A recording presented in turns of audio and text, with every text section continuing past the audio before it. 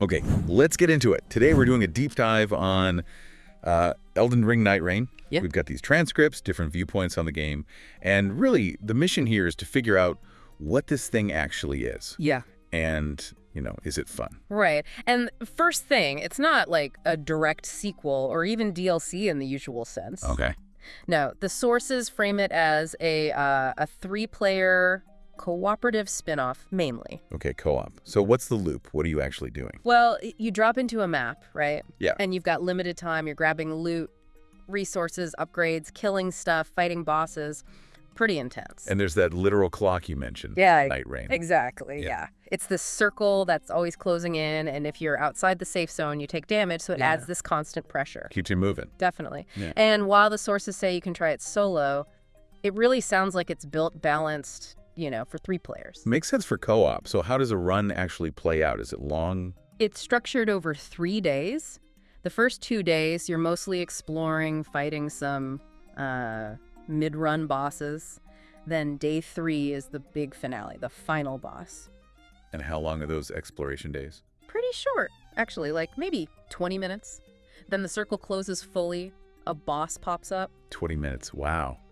Yeah, some sources definitely mention that rush feeling. Totally. You got to be efficient, like maybe making a beeline for a shrine to get more flasks, or hunting down specific enemies, drop something good. No time to waste. Right, efficiency, which Yeah. probably makes the character classes a pretty big deal. Huge deal. Sources talk about 8 preset classes, and a lot of the fun seems to come from just how distinct they feel. Okay, this sounds interesting.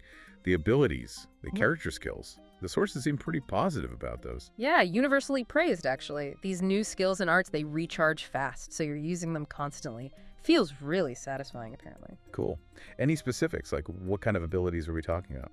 Oh, yeah, like the Wylder has a grappling hook, Yeah. great for zipping around, pulling enemies, that kind of thing. Oh, nice mobility. Totally.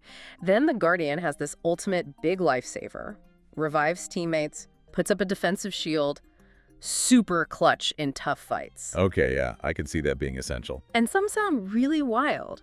The Duchess can rewind time for a few seconds. One source said it felt like fun cheating because you could double up damage. Rewind time. Okay, that's different. Then there's the Raider, who gets hyper armor on a retaliate move, lets you tank hits and deal massive stagger. Sounds super satisfying to land. Like a timing thing. Exactly. And the Revenant summons things, more utility maybe. The Recluse mixes elements on the fly for spells. Sounds complex but powerful. Magic cocktails, okay. And the Executor has this like Sekiro-style parry, high risk, high reward for duels. They really sound unique. Yeah, they definitely don't sound like just minor tweaks, more like core gameplay changers. For sure. And all this leads up to the bosses, which sources highlighted as like the main event. Right, the focus. You fight them end of day 1 into day 2, and then the big ones on day 3. The Night Lord. Those are the ones. And what's kind of cool is some are returning bosses from, previous games, but they've got new moves for multiplayer. Oh, that's a neat idea. Familiar but fresh. Yeah. And the Night Lords themselves? Epic. Super difficult. Beating one is supposed to feel like this massive achievement. But difficult is maybe an understatement. Yeah. Especially solo. Oh, yeah. Brutal, unfair. Sometimes that came up. It's really tuned for that group of 3. Okay, so it's tough. What happens when you fail? Is that 40-minute run just gone? Well, that's where the progression comes in. Thankfully, no, it's not totally wasted. You get persistent stuff. Like what? Currency called merc, and these things called relics. The relics seem key. They're permanent, random upgrades for your characters.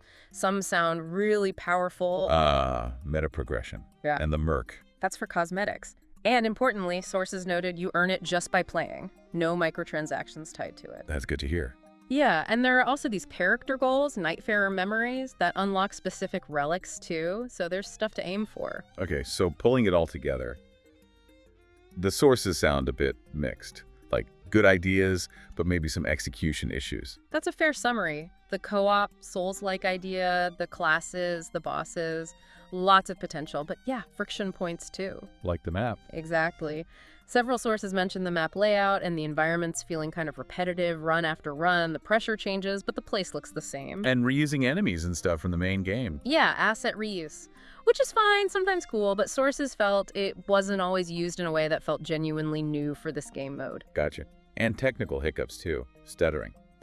Frame rate dips were mentioned, which in a game like this, needing precise timing, that can be really frustrating. That'd kill the flow. Absolutely. Add that to the high difficulty, especially later on. Investing, like you said, 40 minutes, then wiping because of one mistake or bad luck, that got mentioned as a potential fun killer. And it sounds like it assumes you already know Elden Ring pretty well. Yeah, probably not the best starting point if you're totally new to the mechanics. Okay, so the picture emerging is high stakes, time crunch, co-op, really cool character powers, epic bosses, very satisfying when it clicks. But also potentially repetitive environment, some technical issues, maybe asset reuse feels a bit stale, and a difficulty that can be, let's say, punishingly high. It impacts the flow sometimes. So thinking about that whole package, the rush, the build tinkering, the super hard bosses, but also the repetition and potential frustration, does that intense loop sound like something that could actually hook you long term?